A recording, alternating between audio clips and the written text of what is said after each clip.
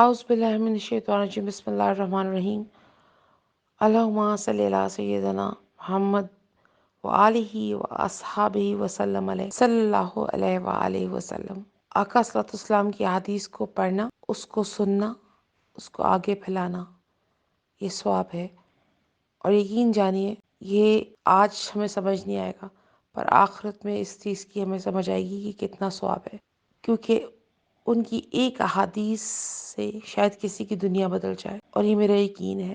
رسول کریم صلی اللہ علیہ وآلہ وسلم نے ارشاد فرمایا، دنیا میں آزمائش و مصائب میں مبتلا رہنے والے لوگ جب قیامت کے دن اجر و ثواب سے نوازے جائیں گے تو دنیا میں عافیت کے ساتھ رہنے والے لوگ یہ خواہش کریں گے کہ اے کاش دنیا میں ہماری جلد اور جسم کینچی سے کاٹ جاتا، اللہ اکبر، تاکہ ہمیں یہ عظیم اجر ملتا۔ یہ ترمذی شریف کی احادیث